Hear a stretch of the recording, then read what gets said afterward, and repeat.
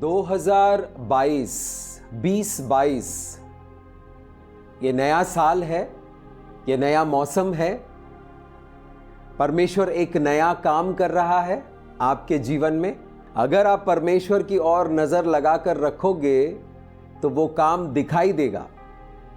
परमेश्वर का वचन एक बीज है जो आपके जीवन में जाता है, आपके हृदय की अच्छी मिट्टी में जाता है और वहां बोया जाता है और वो बढ़ता रहता है। एक बहुत बढ़िया फसल आता है। उत्पत्ति की किताब पहला अध्याय, बहुत बार हमने ये वचन पढ़ा है, लेकिन परमेश्वर ने कुछ बातों का खुलासा किया है यहाँ पर, कुछ बातों का प्रकाशन किया है यहाँ पर, कुछ बातों का रेवलेशन किया है।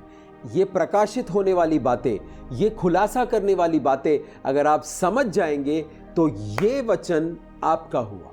आइए पढ़ते हैं उत्पत्ति की किताब अध्याय 1। आदि में परमेश्वर ने आकाश और पृथ्वी की सृष्टि की, और पृथ्वी बेडोल और सुनसान पड़ी थी, और गहरे जल के ऊपर, गहरा मतलब खोल, डीप, जो डीप है उसके ऊपर, गहरे जल के ऊपर अंधियारा था, अंधेरा था, तथा परमेश्वर की आत्मा जल के ऊपर मंडलाता था। तब परमेश्वर ने कहा उजियाला हो, तो उजियाला हो गया। आदि में परमेश्वर ने आकाश और पृथ्वी की सृष्टि की। परमेश्वर की सृष्टि में से क्या कोई भी चीज बेकार है? क्या मछली बेकार है? क्या कुत्ते बेकार है? क्या बाकी जानवर बेकार है? क्या शेर बेकार है? जो कीड़े मकोड़े उड़ रहे हैं, क्या वो बेकार है? तो फिर यहां पर आदि में परमेश्वर ने आकाश और पृथ्वी की सृष्टि की, और पृथ्वी बेडोल और सुनसान पड़ी थी। बेडोल मतलब बेकार। परमेश्वर ने ऐसी चीज की सृष्टि क्यों की जो बेकार पड़ी हुई है? क्या आप लोगों को ऐसा लगता है कभी कभी कि यार हमारा जीवन जो है बेकार है? मुझे बहुत बार लगा था, जब कुछ हो नहीं रहा था, जो मैं करना चाह रहा था वो कुछ हो नहीं रहा था, तो ऐसा लगा था कि यार जीवन बेकार है, कुछ काम ही नहीं आ रहा है। ठीक उसी तरह यहां पर पृथ्वी जहां पर हम लोग बसे हुए हैं, वो बेकार, निराकार और सुनसान पड़ी थी। उसके बाद की जो आयतें हैं उसमें हम देखते हैं कि परमेश्वर उस बेकार जगह को, उस बेडोल और सुनसान चीज को जो पृथ्वी थी, उसको फिर से बनाना शुरू करते हैं, और सबसे पहले कहते हैं कि उजियाला हो। अगर मैं आपको कुछ औजार दूं और एक अंधेरे गराज में जाकर छोड़ दूं, और मैं आपसे कहूं कि आपको ये काम करना है जिसके लिए देखने की जरूरत पड़ेगी, और वहां पर रोशनी है ही नहीं, तो आप वो काम नहीं कर पाएंगे। आप कहेंगे अरे मुस्तफ़ा भाई, इधर तो लाइट ही नहीं है, कैसा करेगा काम? लाइट जलाओ ना। मैंने छोटा सा एक मोमबत्ती जला दिया। अरे ये मोमबत्ती में काम नहीं चलने वाला है, बड़ा लाइट चाहिए, हैलोजन लगाओ, नहीं तो काम नहीं होएगा। अब मैं आपसे एक सवाल पूछता हूं, क्या आप जो करना चाहते हैं वो आप कर पा रहे हैं? आपके जीवन में जो काम होना है ऐसा आपको लगता है और वो हुआ नहीं है, तो उसकी वजह क्या हो सकती है? क्या आपको ये लगता है कि आपका जीवन बेडोल है, बेकार है, सुनसान है, यूजलेस है, किसी काम का नहीं है? या फिर आपके जीवन में कुछ कुछ कुछ कुछ कुछ कुछ हो रहा है, लेकिन आप जो बहुत कुछ करना चाहते हो वो नहीं हो रहा? तो हो सकता है उसमें फ्रस्ट्रेशन आ जाए, उसमें अजीब सा एक असंतुष्टि आ जाए आपके जीवन में, और आप सोच रहे हो कि ऐसा क्यों हो रहा है। तो ये वचन आपके लिए।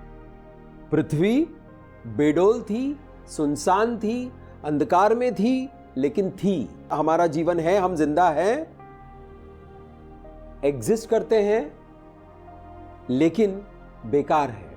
यानी हमारा जीवन जिस स्थिति में है, हमारा जीवन जिस आकार में है, हमारा जीवन जिस तरह है, वो हो सकता है हमारा जो लक्ष्य है, जो उद्देश्य है हमारे जीवन का, उसके मुताबिक ना हो।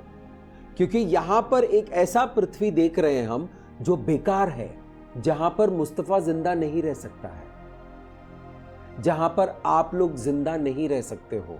अगर परमेश्वर ने आपको पैदा कर भी दिया तो भी आप वहां जिंदा नहीं रह सकते हो, क्योंकि ये धरती जो थी, ये जो पृथ्वी थी, ये बेकार थी, ये बेडोल थी, सुनसान थी।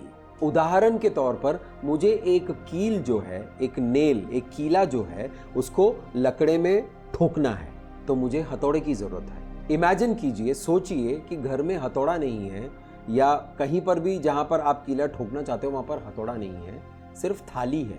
और कीला ठोकने के लिए क्या वो थाली काम आएगी? थाली है, लेकिन जो वजह है आपकी, जो पर्पस है आपका, जो उद्देश्य है आपका, उसमें वो काम नहीं आएगा।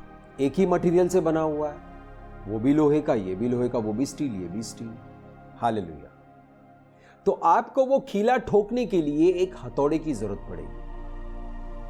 तो मैं आता हूं आपके घर में, 50 किलो का एक लोहे का टुकड़ा आपको देकर जाता हूं और आपसे कहता हूं कि इससे कील ठोकने की कोशिश करो।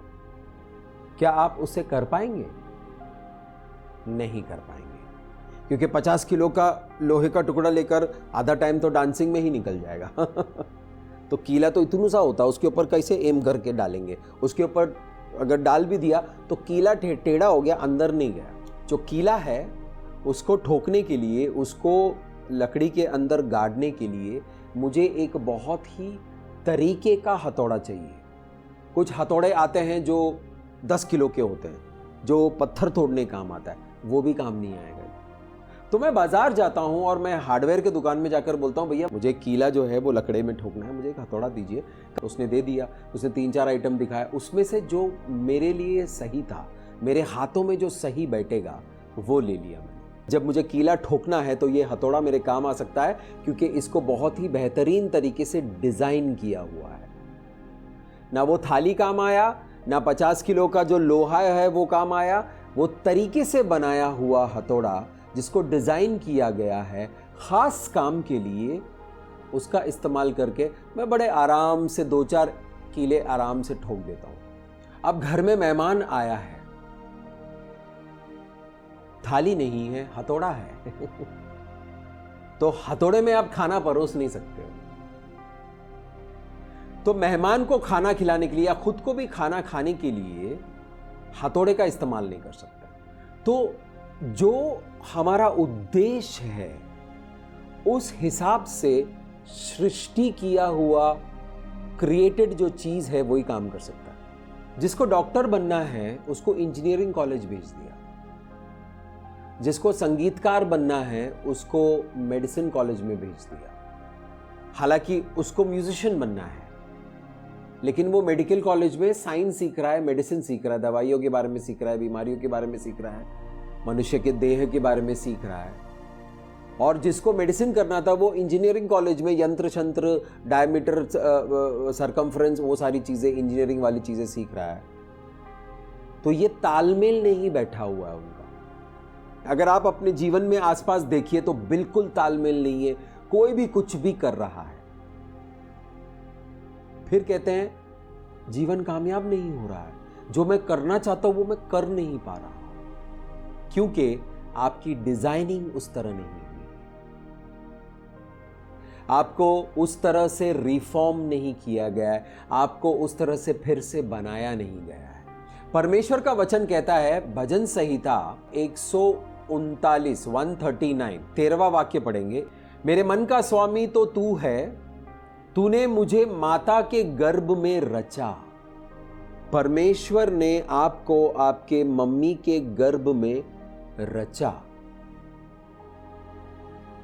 यानी परमेश्वर ने आपके मम्मी के गर्भ में आपको डिजाइन किया, तो फिर ये डिजाइन काम क्यों नहीं कर रही है?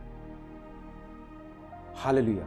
ये जो डिजाइन परमेश्वर ने बनाया था, मुझे परमेश्वर ने अपने मां के कोख में बेकार तो नहीं बनाया होगा, अच्छा डिजाइन करके बनाया होगा, तो ये डिजाइन चल क्यों नहीं रहा? मैं अपने जीवन में कामयाब क्यों नहीं हो रहा हूं?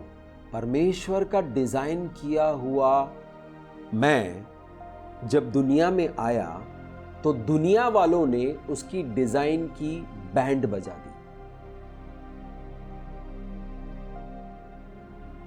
जो डिजाइनिंग, जो आकार, जो रचना परमेश्वर ने की थी, जैसे ही बाहर आया, क्योंकि वो बच्चा था, उसको वो कुछ कर नहीं पाता था, वो डिजाइन होकर आया। हालेलुया।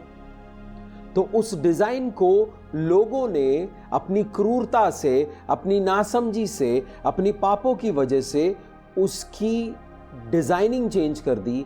अब वो बेडोल हो गया। जो काम करने के लिए आया था वो काम करने लायक रहा ही नहीं। हालेलुया। हथौड़े से हम कीला ठोकते हैं। हथौड़े को अगर किसी बहुत भारी चीज पर, रोड रोलर के नीचे आ जाए, तो हथौड़ा जो है वो चिपक जाएगा जमीन पर और वो फ्लैट हो जाएगा। अब वो शीट बन गया लोहे का, उससे आप कील नहीं ठोक सकते।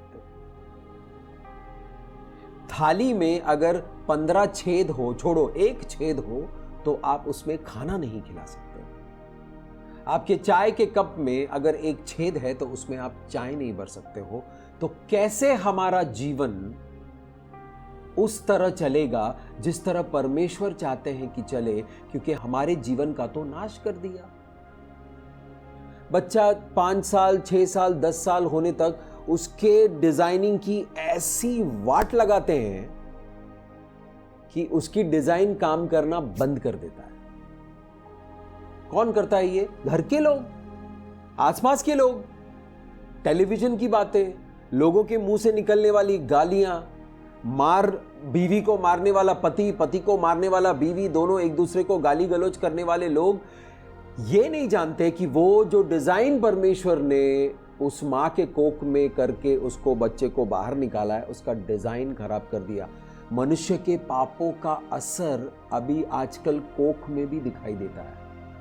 विकलांग बच्चे पैदा होते हैं क्योंकि मनुष्य का पाप, मनुष्य ने जो अंधकार के साथ हाथ मिलाकर चला है, उसकी वजह से वो जो बेचारा नवजात शिशु है जिसको परमेश्वर अपने हाथों से डिजाइन किया था, वो भी पिचक के बाहर आ गया। किसी के हाथ नहीं है, किसी की आंखें नहीं है, किसी के नाक नहीं है, किसी का सर ऐसा निकला हुआ, तो डिजाइनिंग खराब हो गई। अरे बाप रे। अब मुस्तफा की डिजाइन खराब हो गई तो मुस्तफा अपने लक्ष्य तक कैसे पहुंचेगा? परमेश्वर कहता है कि मैं रीडिजाइन करूंगा। परमेश्वर का वचन कहता है कि मैं फिर से दोबारा बनाऊंगा। उत्पत्ति की किताब यानी बाइबल का सबसे पहला किताब में यह दर्शन है, जो हजारों साल पहले बनने से पहले बेडोल था, सुनसान था, किसी काम का नहीं था, बेकार था।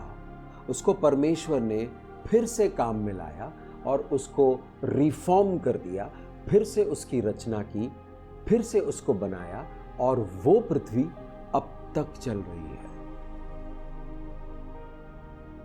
तो जरा सोचिए, जब आप परमेश्वर को अपना जीवन देंगे, परमेश्वर के हाथों में देंगे, तो वो किस तरह फिर से एक बार आपको रीफॉर्म करेंगे। जो डीफॉर्म हुआ है, जो खराब हुआ है, बनाया था, लेकिन जो मनुष्यों ने, आसपास के वातावरण ने, परिस्थितियों ने, परिसर ने जो खराब कर दिया है, उसको फिर से जब आप परमेश्वर के हाथों में दोगे तो फिर से वो ऐसा बनेगा कि वो अद्भुत कार्य करेगा। आपके जीवन का उद्देश्य पूरा होगा, परमेश्वर की योजना आपके जीवन में पूरी होगी। अगर आप इस बात को समझ जाएंगे आज, तो आपके लिए ये जो मौसम है एक नया मौसम होगा। परमेश्वर बहुत टाइम से आपके साथ काम कर रहा है, लेकिन ये बात आपके बुद्धि में सेट नहीं हुई है, इसीलिए वो आपके साथ पूरी तरह से काम नहीं कर पा रहा है। वो चाहते हैं कि आप उनके साथ तालमेल बिठा के रखें तो ये काम पूरा हो।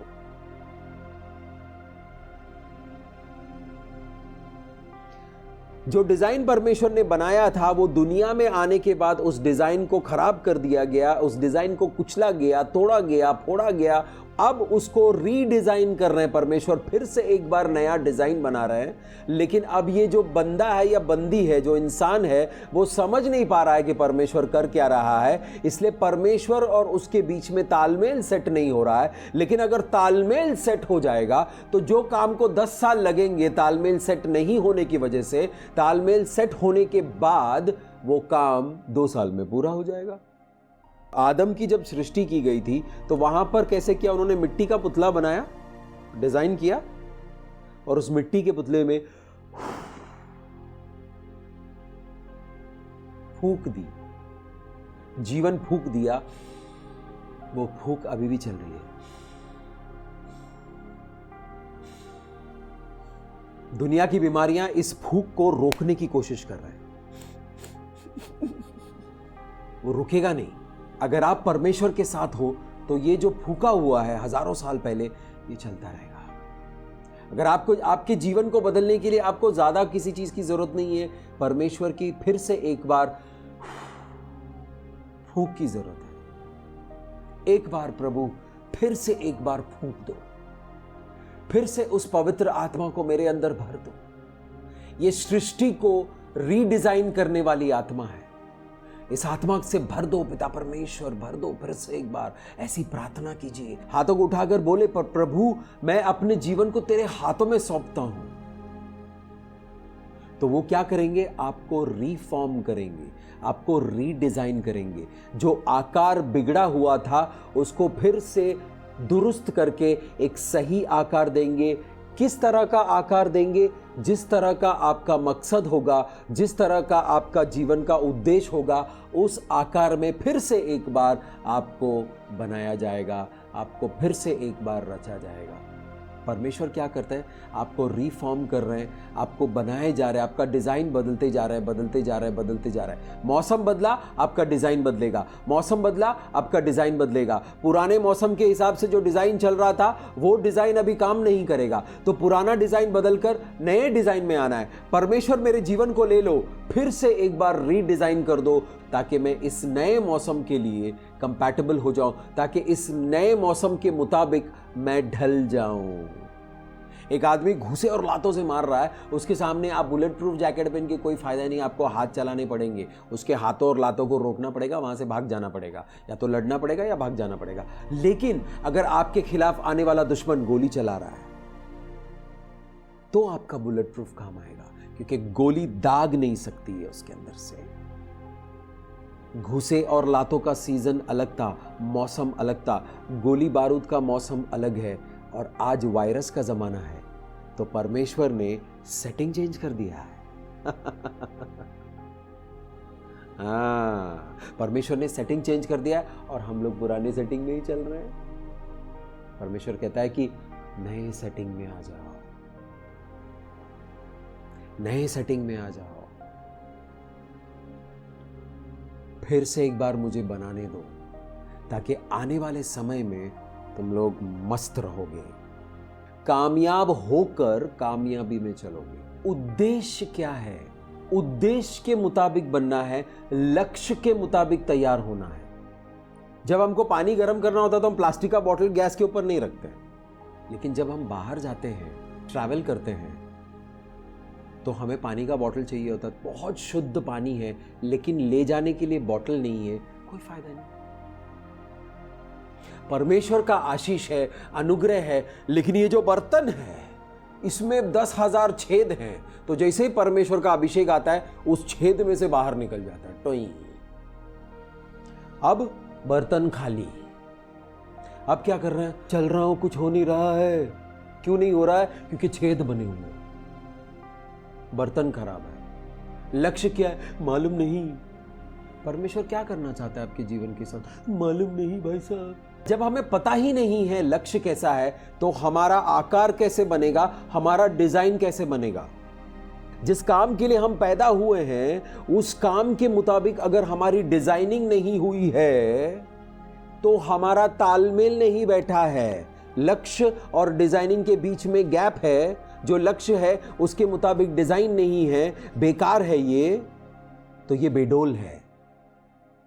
लक्ष्य के अलावा सब कुछ कर पा रहे हो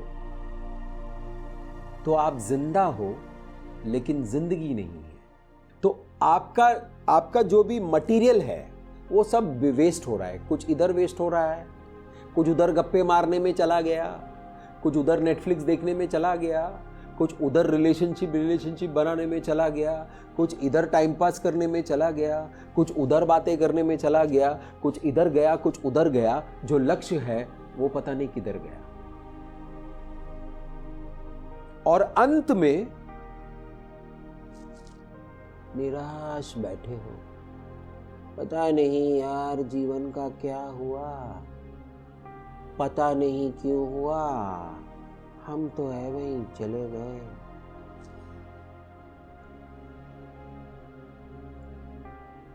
मुद्दा क्या है, पॉइंट क्या है? सबसे पहले लक्ष्य को ढूंढना है।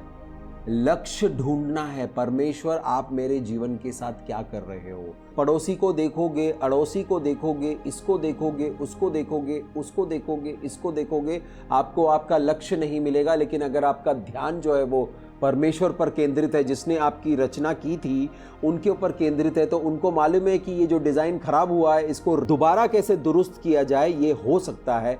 कोई कंपनी आपका डिजाइन बना नहीं सकती है, कोई स्कूल कॉलेज आपको उस डिजाइन में ला नहीं सकता है। जो आपसे हो सकता है उसमें वो आपकी मदद कर लेंगे। लेकिन अगर आपको रीडिजाइन किया जाएगा, आपको रिफॉर्म किया जाएगा, तो परमेश्वर आपको ऐसा आकार देंगे कि आपके जीवन ऐसा अद्भुत तरीके से बदलेगा और ऐसी ऊंचाइयों को छुएगा जिसको ना आपने कभी सोचा है, ना आपने कभी सुना है, ना आपने कभी तसव्वुर किया है। परमेश्वर का वचन कहता है कि मैं ऐसी चीजें तुम्हारे लिए निकाल कर रखा हूं जो किसी आंखों ने देखी नहीं है, किसी कान ने कभी सुनी नहीं है, किसी मन ने कभी उसका तसव्वुर नहीं किया है। ऐसी चीजें मैं निकाल कर रखा हूं। परमेश्वर आपका इंतजार कर रहा है, परमेश्वर मेरा इंतजार कर रहा है, और हम लोग कहीं और बिजी हैं।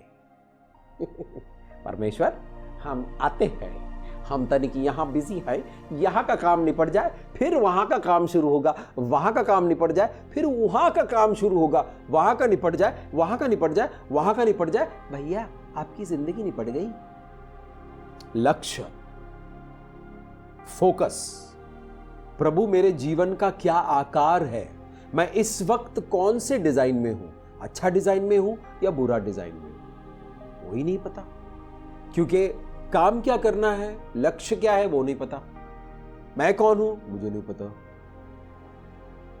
जो मैं अपने बारे में जानता हूं, मेरे पापा ने बोला था, मेरी मम्मी ने बोला था, मेरी बहन ने बोला था, मेरे भाई ने बोला था, मेरे दोस्त ने बोला था, मेरी गर्लफ्रेंड ने बोला था, मेरे टीचर ने बोला था, मेरे गुरुओं ने बोला था, इसने बोला था, उसने बोला था, पड़ोसी ने बोला था, रिश्तेदारों ने बोला था। बस ये बैठा हुआ दिमाग में, उनका डिजाइन बैठा हुआ, उन्होंने तो डिजाइन खराब कर दिया भाई। अब जो है हमें मेडिटेट करना है, हमें ध्यान करना है कि प्रभु मैं किस स्थिति में हूं, जो मेरे डिजाइन की स्थिति है, जो मेरे डिजाइन की स्टेटस है, क्या वो मेरे पर्पस को फुलफिल करती है, क्या मेरे उद्देश्य को पूरा करने के लिए वो सक्रिय है, वो काम का है या बेडोल है। हाँ, अगर बेडोल है तो परमेश्वर का वादा है कि पवित्र आत्मा मंडलाएगा, पवित्र आत्मा मंडलाएगा, और जब परमेश्वर अपना वचन बोलेगा तो वहां पे सबसे पहले रोशनी आएगी और उसके बाद सृष्टि की रचना होगी। अब रचना में दो सेटिंग है। जब आप किसी चीज को क्रिएट करते हो तो उसका दो तरीका है, जो महत्वपूर्ण दो प्रक्रिया है, दो प्रक्रिया में बांटते हैं। सबसे पहले उसको क्रिएट करना, उसके बाद उसको भरना। हालेलुया। बॉटल बनेगा ही नहीं पानी का तो उसमें पानी कैसे भरेंगे? आधा बनेगा तो उसको ढक्कन कैसे लगाओगे? ऊपर का आधा बन गया तो नीचे पानी रुकेगा कैसा? तो जब तक बॉटल पूरी तरह से बन नहीं जाता, उसका ढक्कन नहीं लग जाता, तब तक उसमें पानी नहीं भर सकते। और पानी भरेगा, अगर वो पूरी तरह से बना नहीं, पानी अगर भर भी दिया वेस्ट हो गया। तो परमेश्वर का आशीष आकर हमारे जीवन में ठहरना चाहिए। हमारे जीवन का जो बर्तन है अगर वो टूटा हुआ है तो जो आशीष आता है आ तो जाता है लेकिन ठहरता नहीं है, ठहरता नहीं है तो वो फलवंत नहीं होता है और वेस्ट हो जाता है। तो सबसे पहले परमेश्वर आपको रीडिजाइन करेंगे, आपको रीफॉर्म करेंगे, आपका डिजाइन फिर से बदलकर दुरुस्त किया जाएगा। किसके मुताबिक? उद्देश्य के मुताबिक, मकसद के मुताबिक। उसको बनने के बाद उसमें भरा जाएगा।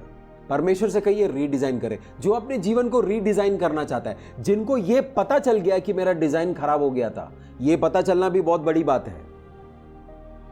आपका डिजाइन खराब किया था, यह पता चलना बहुत बड़ी बात है, क्योंकि अब आपको पता चलेगा कि ये जो डिजाइन, अभी मैं जिस डिजाइन में हूं वो खराब हो चुका है, वो स्ट्रक्चर खराब हो चुका है, अब उसको दोबारा बनाना है। तो आप सही रास्ते पर हो। परमेश्वर से कहो, प्रभु मेरा स्ट्रक्चर खराब हो चुका है, मुझे प्लीज रीस्ट्रक्चर कीजिए, मुझे फिर से बनाइए। मेरा जो पहले मेरी बनावट जो है वो खराब हो चुकी है, मेरी बनावट को लोगों ने तोड़ फोड़ दिया है, मेरी बनावट को लोगों ने बर्बाद कर दिया है। प्लीज मुझे फिर से एक बार अपने रूप में बनाइए, अपने आकार में बनाइए, और उस जो मकसद के लिए मैं आया हूं इस दुनिया में, जो उद्देश्य के लिए आया हूं, इस उद्देश्य के मुताबिक मुझे बनाइए। समर्पण है, समर्पण है। मेरे प्यारे भाइयों और बहनों, अगर आप समर्पित नहीं करोगे तो जीवन बदलेगा नहीं। लेकिन जिन लोगों ने परमेश्वर के हाथों में अपने जीवन को समर्पित कर दिया, उन लोगों के जीवन को परमेश्वर ने ऐसे रूप देकर, ऐसा आकार देकर, ऐसा डिजाइन बनाकर उनके जीवन को ऐसा ऊंचा उठाया, ऐसा कामयाब किया कि लोग उनके जीवन को देखकर प्रेरित होते हैं। मैं जिन लोगों को देखकर प्रेरित होता हूं, उनके टूटे फूटे डिजाइन को लेकर परमेश्वर ने उनको रीफॉर्म कर दिया, रीडिजाइन कर दिया, रीस्ट्रक्चर कर दिया, एक नया बनाया और जीवन में ऐसे उठाया। और ऐसे लोगों को मैं देखता रहता हूं। अरे वाह, परमेश्वर आप उनके जीवन में ऐसा काम कर सकते हो तो मेरे जीवन में भी कर सकते हो। मैंने समर्पित किया, आप भी समर्पित करें, परमेश्वर को समर्पित करें, परमेश्वर को समर्पित करें। इस पूरे साल को समर्पित कीजिए, आपके जीवन को समर्पित कीजिए, आपके परिवारजनों को समर्पित कीजिए, आपके बुद्धि को समर्पित कीजिए, आपके भावनाओं को समर्पित कीजिए, आपके उद्देश्यों को समर्पित कीजिए, आपके कंफ्यूजन को समर्पित कीजिए, आपके कमजोरियों को समर्पित कीजिए। जो भी आपका है उसको समर्पित कीजिए, परमेश्वर के हाथों में दीजिए। वो हमारा कुंभार है, वो हमें एक नया डिजाइन देगा, एक नया आकार देगा, उद्देश्य के मुताबिक, लक्ष्य के मुताबिक, उनकी योजनाओं के मुताबिक। जो लोग आज इस बात को समझ गए, पूरा साल जो है आपका माइंड और आपका मन जो है इसी बात पर केंद्रित कीजिएगा, क्योंकि ये जो साल है ये न्यू डिजाइन का साल है। आप उत्पत्ति के किताब पहले अध्याय में देखेंगे तो सबसे पहले रोशनी आई। यीशु मसीह ने कहा कि मैं जीवन की ज्योति हूं, परमेश्वर की रोशनी मैं हूं। तो जब आप यीशु मसीह को ग्रहण करते हो, आप स्टेप 1 में आ गए। उसके बाद बहुत सारे स्टेप्स हैं, बहुत सारे प्रोसेसेस हैं। वो आपके साथ पूरा होगा अगर आप समर्पित रहेंगे, फोकस रहेंगे। ये साल डेडिकेट करते हैं रीडिजाइनिंग के लिए। हालेलुया। जितने लोगों को रीडिजाइनिंग चाहिए अपने हाथों को उठाएं।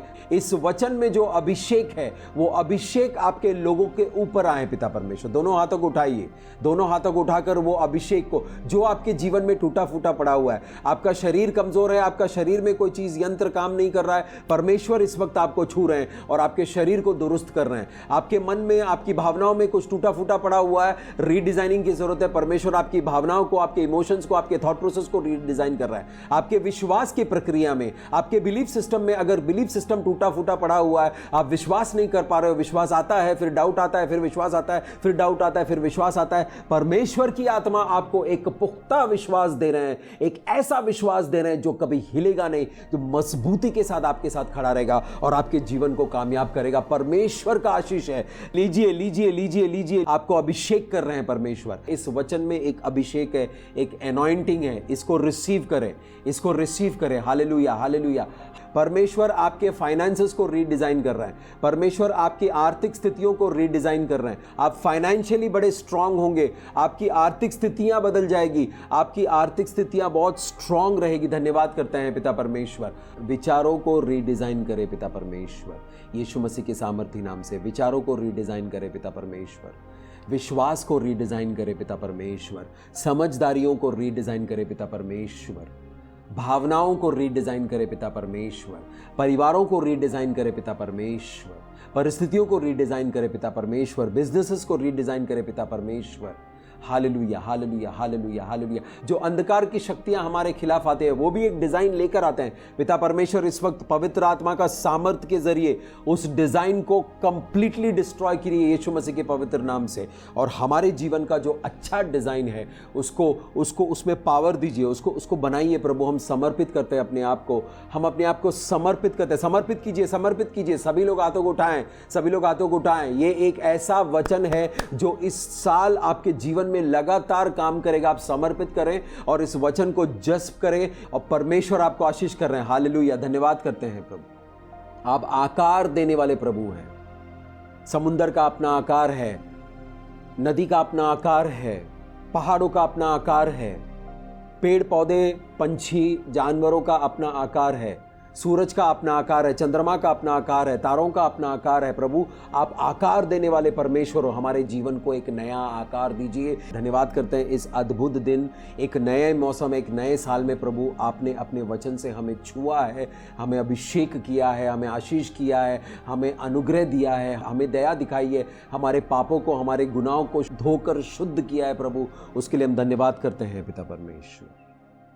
इस प्रार्थना को हम यीशु मसीह के पवित्र लहू से ढाकते हैं, और जो वचन हमने सुना है उसका अभिषेक, स्वर्ग से जो शक्ति रिलीज होती है उस शक्ति को हमारे अंदर समाने दीजिए प्रभु। दोनों हाथों को फैलाइए और उस शक्ति को समाने दीजिए, उस अभिषेक को समाने दीजिए, उस अनुग्रह को रिसीव करें, रिसीव करें, रिसीव करें, रिसीव करें, रिसीव करें, रिसीव करें। और जो रिसीव किया है उसके ऊपर हम यीशु मसीह का पवित्र लहू लगाकर उसे सील करते हैं, और यीशु मसीह के पवित्र नाम से इस प्रार्थना को मांगते हैं। पिता परमेश्वर का प्रेम, यीशु मसीह का अनुग्रह, पवित्र आत्मा की शक्ति, उनका सामर्थ्य आपके जीवन में, आपके साथ, आपके परिवार के साथ बनी रहे हमेशा हमेशा के लिए, यीशु मसीह के सामर्थ्य नाम से।